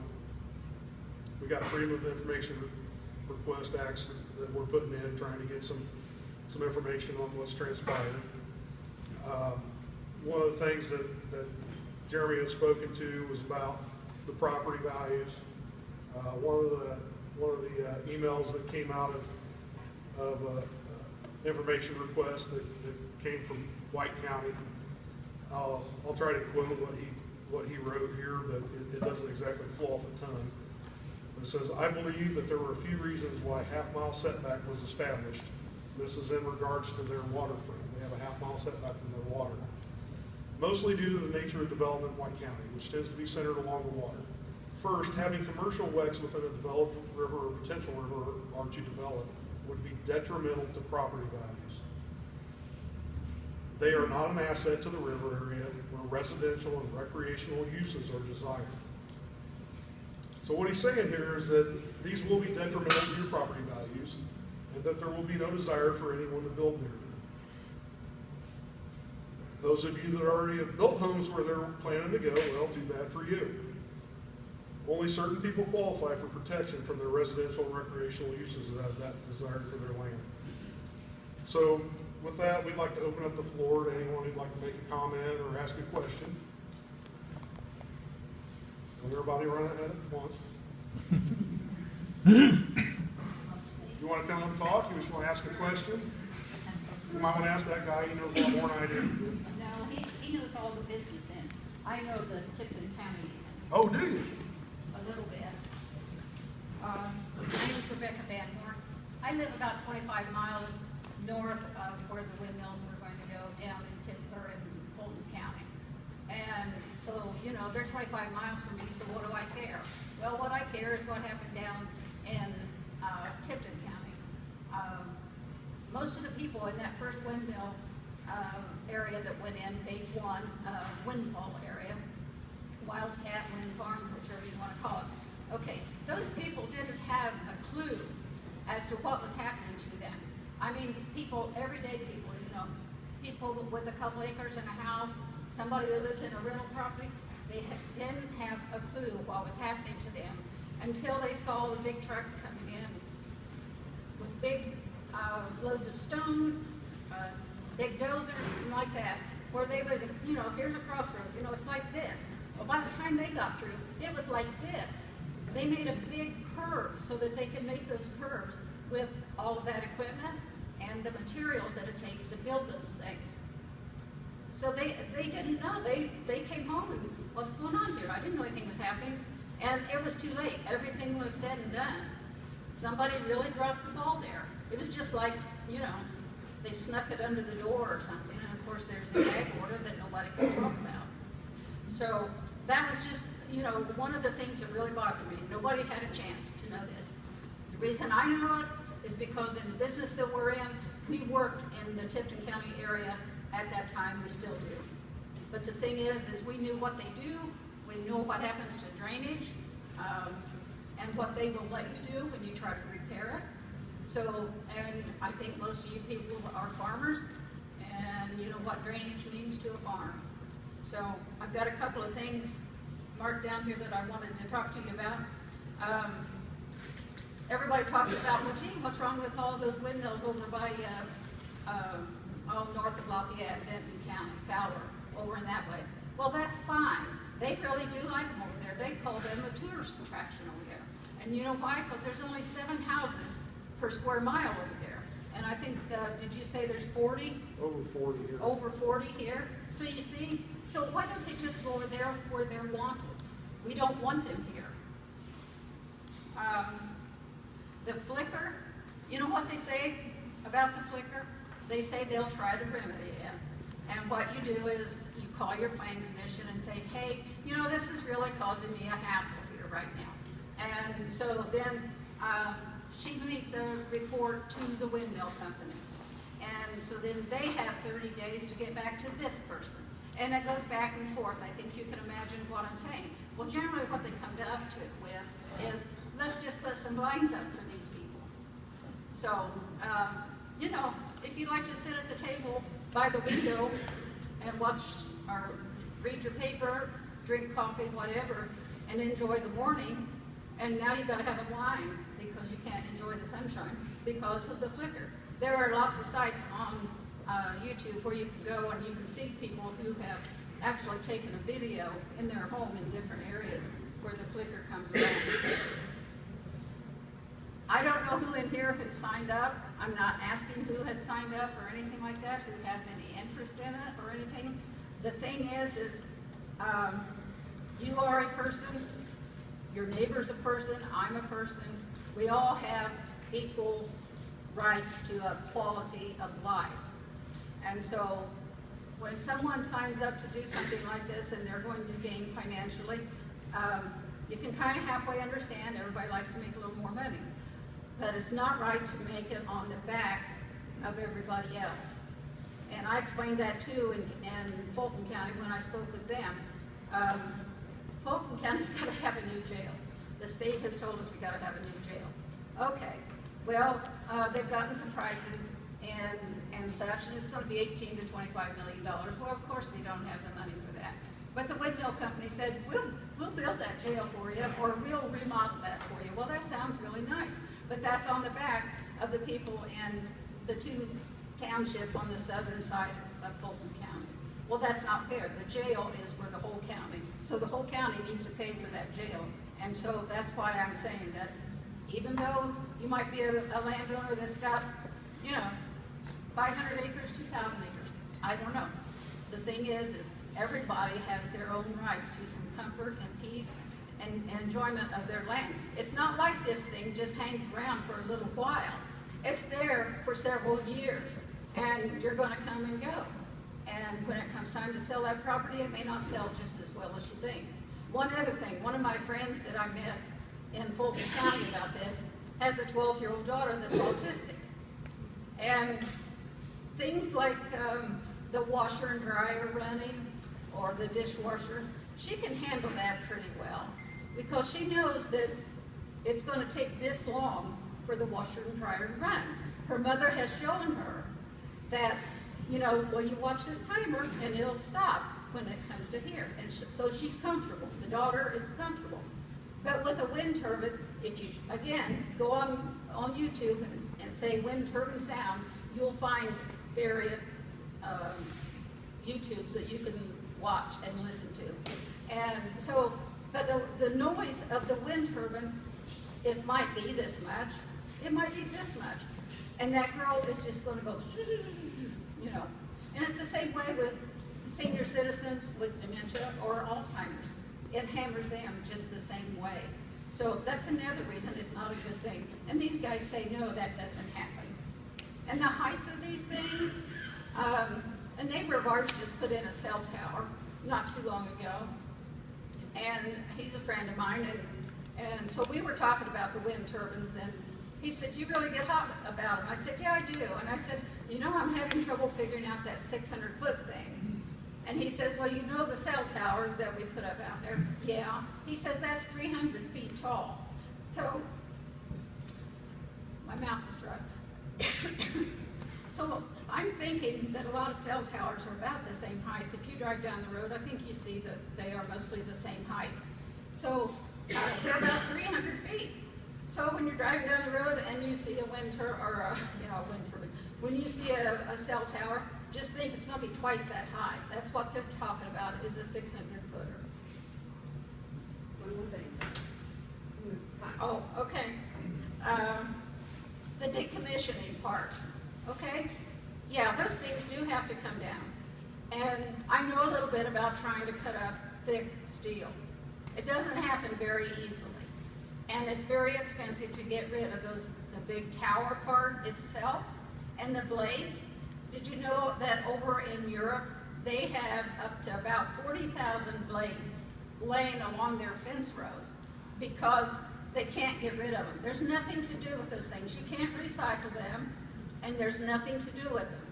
Now, I suppose if you wanted to, you might dig a big enough hole.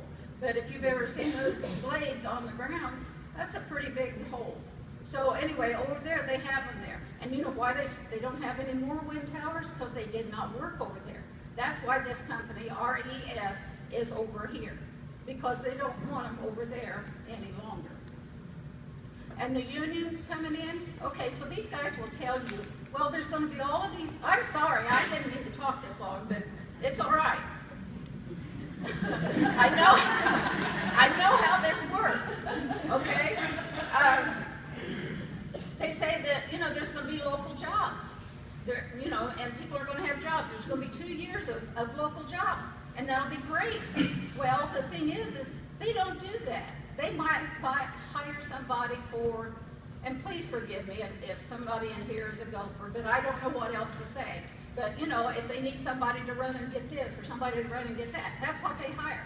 But the people that are gonna build these towers, they are all their own construction crew.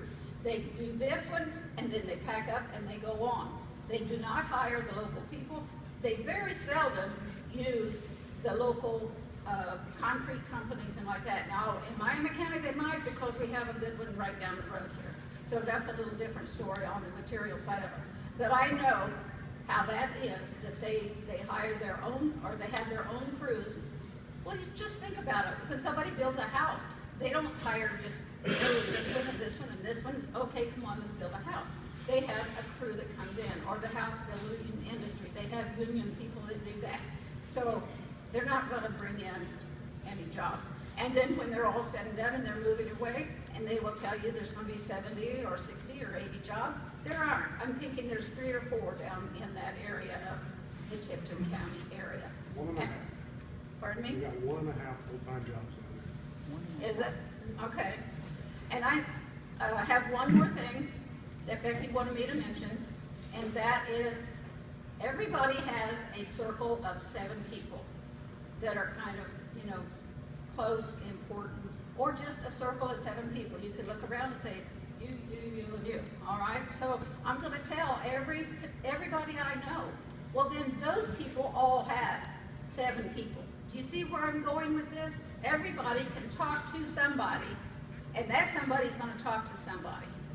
And so I see people with the windmill signs. Don't just take one, take a couple, and talk to your neighbors, talk to somebody at the school board meeting. I don't care who you talk to, just talk to people, because the people have got to know. That's the only way we're going to fill this room. There's lots of empty seats here. We need every single seat filled, because these people are coming in with the big guns. They came in, my first meeting that I went to was August the 28th. It was a planning commission meeting. And there was a person from here, well, you guys all know him, Josh Francis, was at that meeting. And so was a lady from Cass County, and I think she was the Cass County Economic Development person. I'm not sure. Okay, so at a couple of different times during the evening, each one of them said, and said about the same thing, only in a different wording, that, you know, you guys are really holding us up, you people up here in Fulton County. You're holding up the whole deal. We're all ready to go down in Miami County. And the Cass County lady said the same thing. We've got the paper signed, and we wish you would just, and excuse my language, but maybe some of you have heard this, if you would just blank or get off the pot, we could get this job done. And that's just about what they said.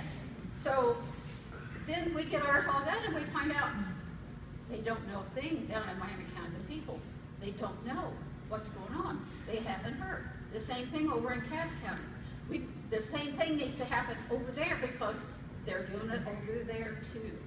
So it's important that rule of 7, talk to them so they can pass the word along. Thank you.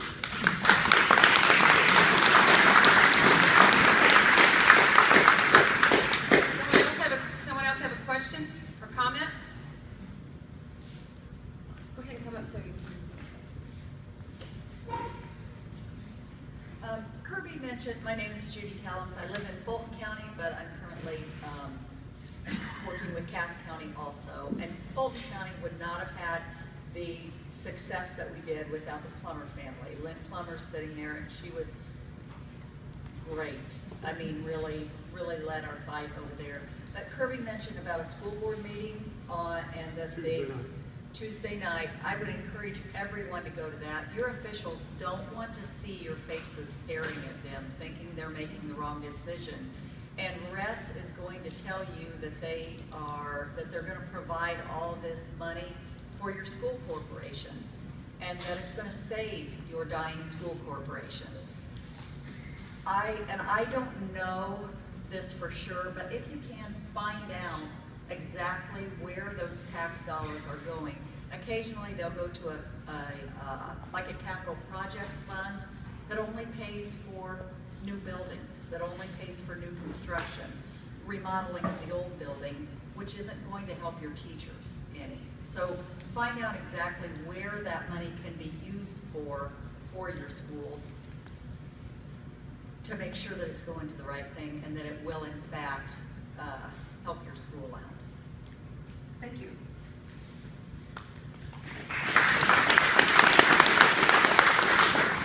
Someone else?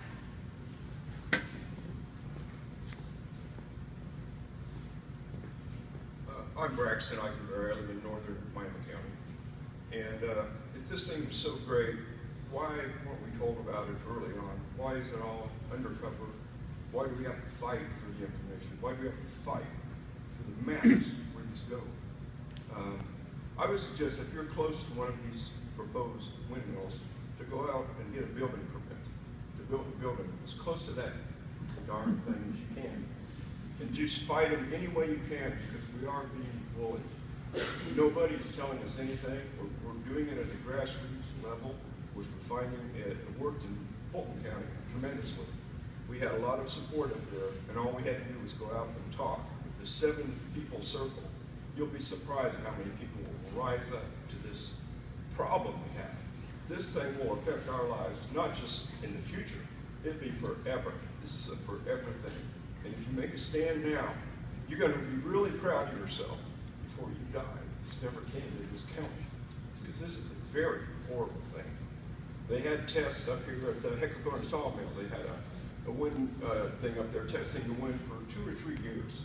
And after that amount of time, they came up with the fact that it's marginal at best here. And to propose the largest windmills in the world would be put in these counties, it's just ridiculous. It's all about money. It's not about us. It's not about energy. It's just about money. And it's the same old story. It's just a different line. And we'll pay the price in the end if we don't do something about this. Thank you.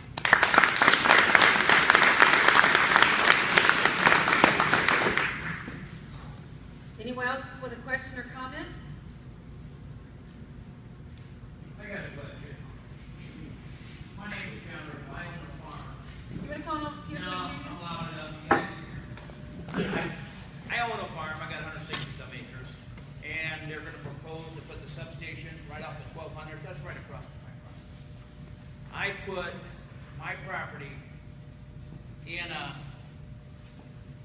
maybe about 70 acres of trees and the rest in wetlands and stuff like that. I enjoy the eagles. I enjoy the ducks.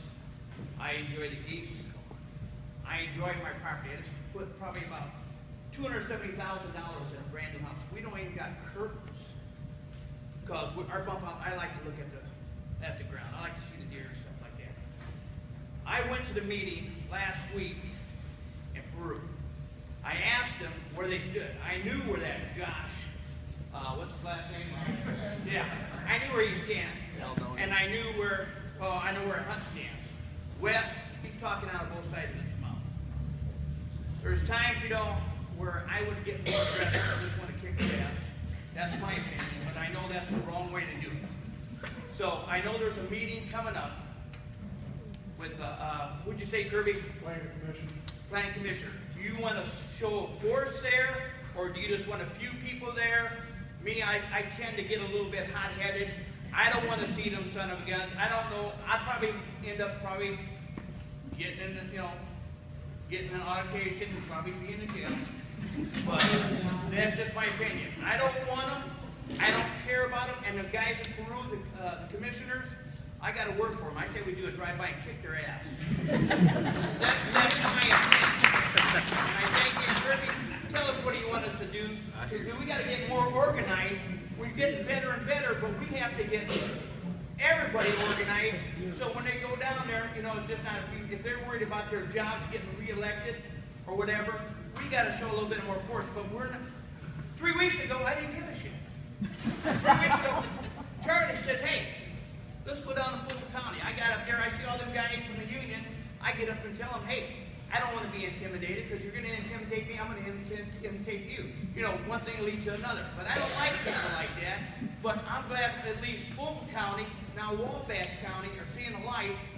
Why can't we see the light? I want rural. We were here first.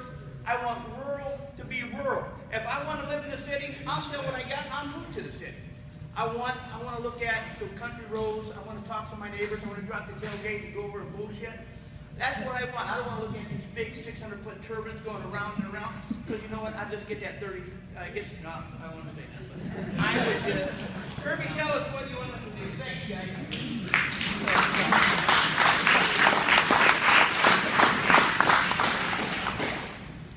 Quite frankly, we don't really know where the plan commission stands on this right now. We haven't had an opportunity, when this first started up, it was about a day after their last meeting. So, I intend to go to that meeting Wednesday, give them a pretty stern talking to. They'll have my ordinance. I'll try to explain to them why they should pay attention to that. I think if some people would like to go just to listen to what's going to be said, I don't know that at this point we really need to go after them because they may be right with us on this. I think that some of them are going to need to recuse themselves, but if after being presented with the ordinance that I've written and a lot of reasoning as to why they should put that moratorium on there, they choose not to, then I think it will be time to see this crowd there at that guard room and make sure they know that we're serious, that this county needs to be protected. And that's about it. Did talk to Tammy Gamble, and she said that they don't, they can get flustered with the hog stuff. A lot of people came in and it kind of flustered them a little bit. So maybe the first attempt at this, I just go in and talk to them and tell them what we want. And y'all are certainly welcome to come listen to that. And if you want to comment, fine. That's where I'm at. So the question is, what do we do? The petition back there, sign it. Sign one out and take it with you and get it filled up. We don't have a specific date that we're going to ask for those back yet, but the more signatures we have from Miami County residents, the better the show. And landowners, right, and landowners. Take the signs, get the handouts, talk to your neighbors.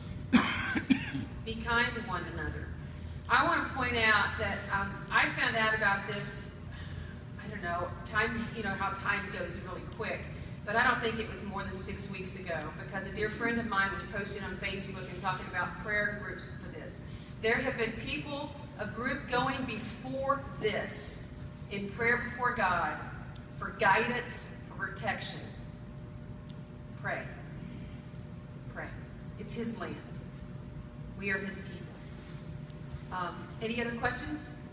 I just want to say, I helped out with Fulton County, get the word out, and you can show up at your commissioners' meetings. If they see empty rooms at public meetings, they're going to think no one gives a crap. Show up at your local commissioners' meetings and let it be known that you don't want these here. They might be passing rules on stuff like speed limit signs for some people. They're going to have one person show up for that. If you can fill their room and overflow it even with people that don't want this, obviously they're going to see that they're more concerned about it. You don't show up, you're giving up. Thank you.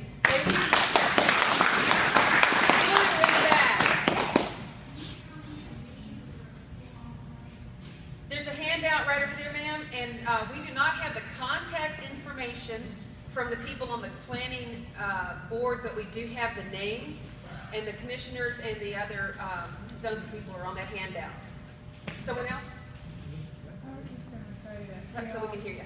I was just going to say that we all came to the commissioners' meeting last week and found out that it wasn't their decision. They said it was, the plan commission. So then we went down to see when the plan commission meeting was, and she said, well, we're expecting a big crowd. So I think they're expecting a lot of people to show up for that plan commission. Be the best thing. Yeah, I think so too. That's how it was in Fulton County. A lot of people showed up. We went through the gauntlet of the steel workers. None of them were from there except 4 of them. They were going to be employed for 18 months, and they wanted everybody in the community to suffer the rest of their lives for 18 months of employment. Sir, red tie. I did a little research after the county commissioners meeting the other day, and every county around here that they ever got started, that process started with the county commissioners, not the planning commission. They need to come up with a resolution that says, you know, this ordinance is revoked, that's what we want, and then the planning commission will act on it. Face it, especially after hearing him talk tonight, we're dealing with a big old poisonous snake. And if I got a big old poisonous snake on my property, I'm not gonna find out the shortest stick that I can use to get it away from me. I'm not gonna negotiate with it, because a snake's gonna do what a snake's gonna do. It's gonna bite you. If you wanna get rid of it, you get rid of it. And I think that's the tack we need to take, that we need if we're gonna have an ordinance in this county, it all should be wind turbine companies. See you later. So, there you go.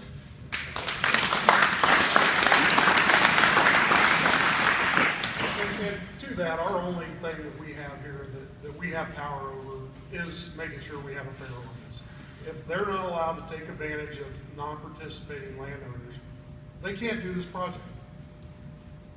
It's as simple as that. So if we all band together and stand behind a strong wind ordinance for this community, then it's not going to be worth their effort. If it is, great. Everybody will make money that's affected by it. Everybody that proposed setback encompasses all those properties. If you look at, there's a graphic I made back there that basically shows dozens, if not hundreds of properties that will be affected by one winter. And you start sprinkling those around everywhere. That is when their money starts becoming our money, it's when it starts becoming less lucrative for them.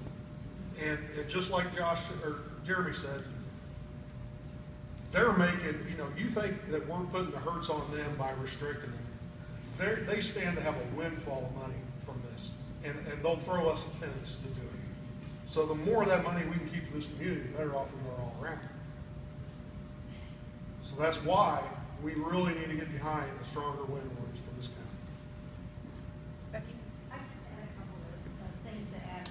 When did you say the planning commission meeting is? 7:30 this Wednesday, guard room, courthouse.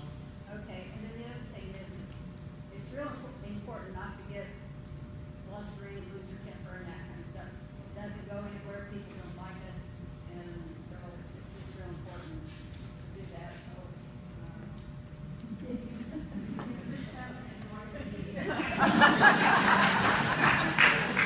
Well, we have all types. We have people that are just downright mad. We have people that are thinking it through. One more thing. You're going to have that.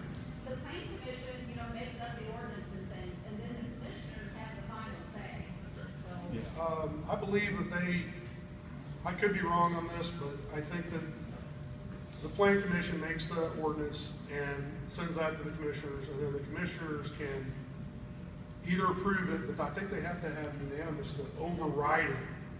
So, you know, if Mr. Hunt's on our side with this, that helps if that's the case. Clearly, you know, his region, the northern part of the county, he's stepping away. He's not here to help us. He's working for RES. So. He says it's abstaining. Yeah, sort of. That he's recused himself of discussion or voting on the issue. He's discussing but not voting. But, you know, he should be there to vote for the people he's representing. That's my opinion. There's a legislator in Indianapolis, and he's not an Ohio legislator, so I don't know his name offhand, but he is fighting to write legislation that will prevent that situation, where if there is a clear conflict of interest, where an elected official is actually in cahoots with the wind developer, that will violate Indiana ethics laws. I don't know the name of the bill, and I don't know the name of, he's a state representative. You guys will have to figure out who he is.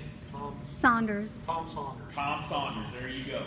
You need to bombard that man's office with phone calls and say, thank you very much.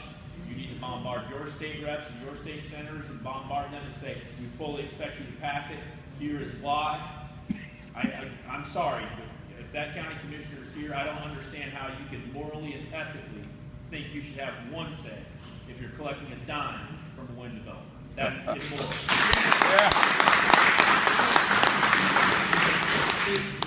I'm Pat Mahoney, Becky's my wife.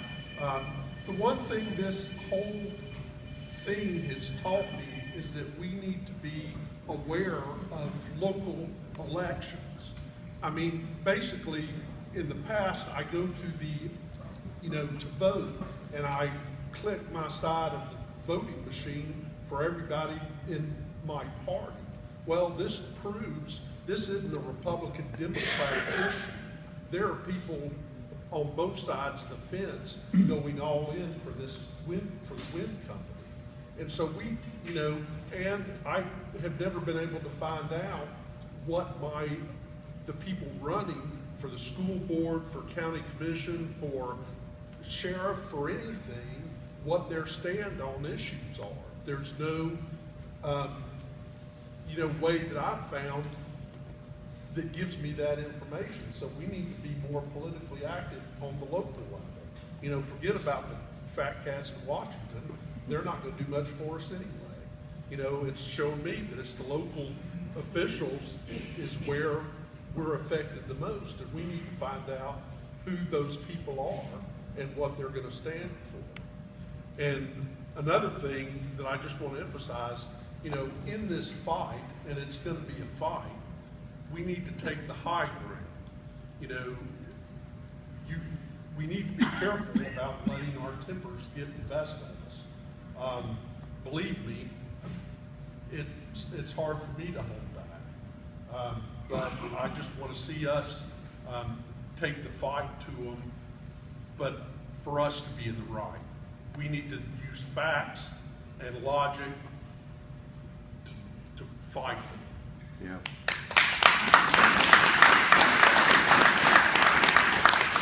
So just to let you guys know, we do have a lot of printouts back here. Take a few that you can hand out to your neighbors. There's some contact information for your local government. There's some facts and figures on some papers.